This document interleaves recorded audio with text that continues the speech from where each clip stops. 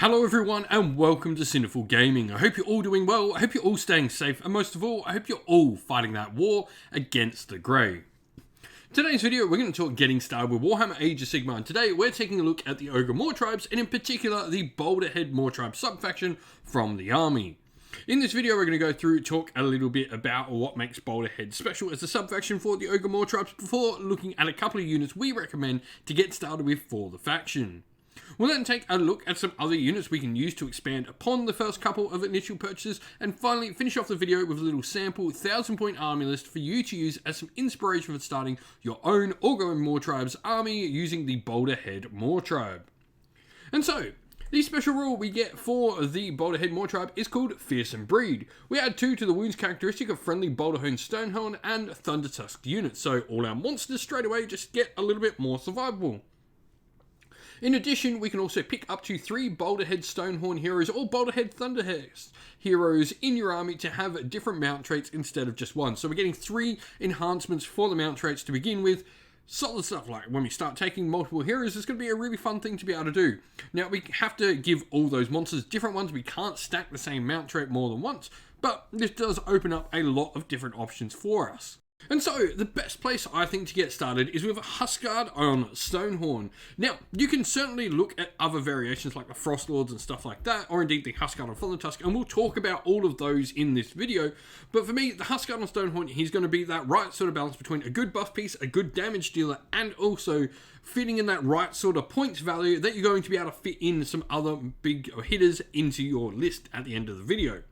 So you've got a ton of different attacks coming out of this model. You've got 2 different range weapon options on the chain trap with 1 attack at 4s and 3s, no rend damage 3, but it also has the reel 'em in rule where if an attack made with a chain trap scores a hit on an enemy monster unit, if that monster unit is not destroyed and has not already been snagged by another chain trap, after the attack has been resolved, you can roll a dice, and on a 4+, the monster unit is snagged, and until the end of the next shooting phase, while a monster's unit is snagged, each time it makes a move, it must finish its move at least as close to this model that used the chain trap than it was before, so it can't sort of move away from you. Pretty cool stuff. The other weapon option you can have is a harpoon launcher for a 1-shot 4/3 rend 1 damage D3 weapon.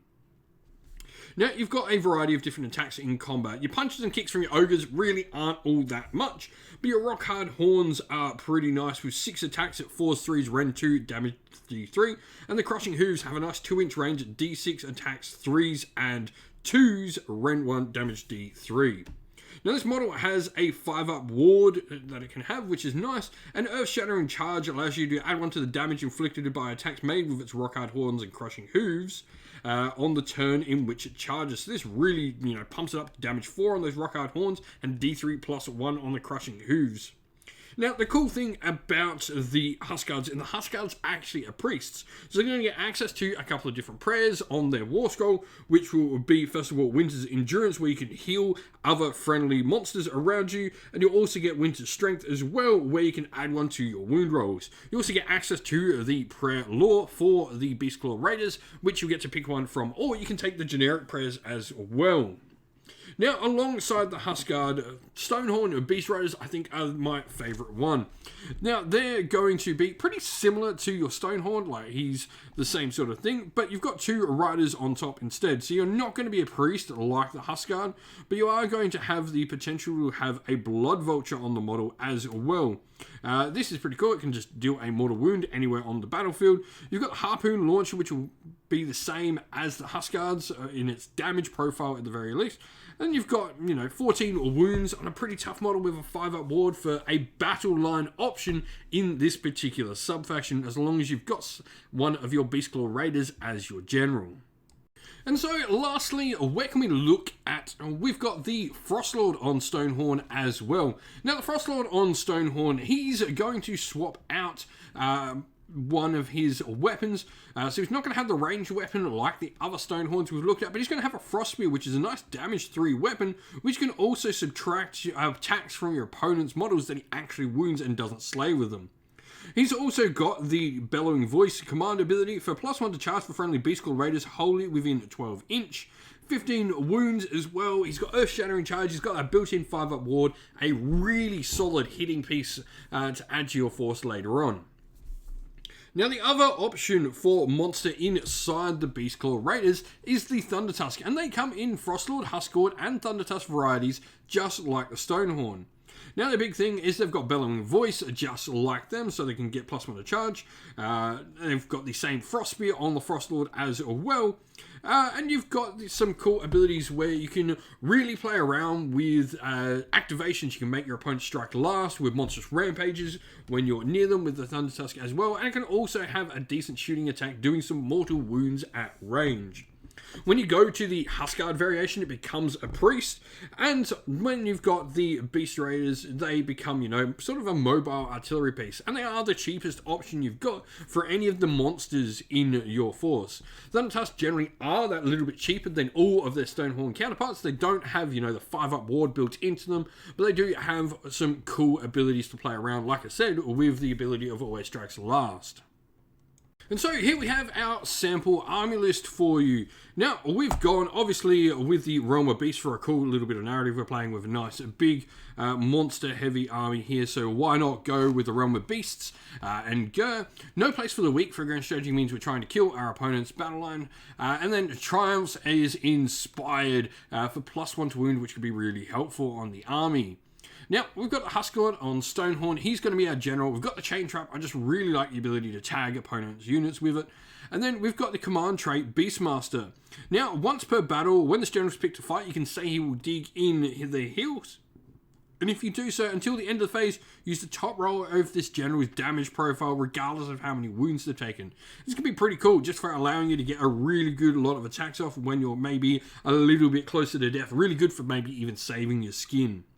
Now, he's got the Seat of Alfgar as well as his artifact. Once per battle in the charge phase, you can carry out a second monstrous rampage with this model. There can be some really cool little combinations, especially when you consider you've got that nice sort of charge through enemy units with your Stonehorn to do mortal wounds and impact, and then potentially even stomp after it to do even more mortal wounds. And then the mount trait we've got is going to be the Rockmane Elder. This is going to subtract 1 from wound rolls for all attacks that target this unit, just really good. Now, his prayer is going to be Keening Gale. This gives you +3 to your movement, which is just solid. And then we've got Battle Line. We've got one of each Beast Rider, so a Stonehorn and a Thundertusk Beast Rider. Both of those chain traps, I just think they're super useful in the new edition. And then a Battle Regiment, because those Stonehorn and Thundertusk drop the Behemoth keyword, they can go in there as units. And so this means it's a 1-drop force at 980 points, 20 points under. Good chance we're getting that Triumph for the army for +1 a wound. 36 wounds is really light on wounds, but there is a lot of ward-saved wounds in here as well. 1 drop as mentioned. If you've got some ideas for your starter force for the Boulderhead Mawtribe, let us know down in the comments below. And so that's the end of the video. We hope you all enjoyed it. If you did, please don't forget to leave a like and subscribe to the channel. And while you're at it, why don't you drop a comment down below letting us know what you enjoyed about the video. If you'd like to come chat more with me and other members of our little community here at Sinful Gaming, you can do so by joining our Discord server, which is linked down in the video's description. Also linked down in the video's description are the best ways to help support the channel, which is our Patreon and YouTube members. As a Patreon and YouTube members, you'll get to help decide what content the channel focuses on when we're not focusing on new releases, and you'll also get your name shouted out at the end of the video.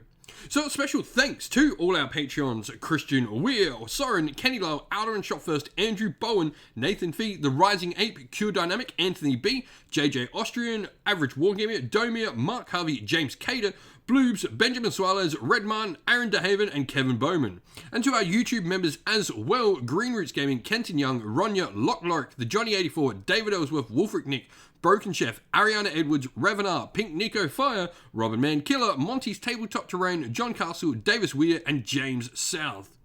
Lastly, if you'd also like to help support the channel in another way, you can do so by grabbing some channel merch off either our Teespring store or off our Ko-fi store, both of which, as well as the Patreon and YouTube members, are linked in the video's description.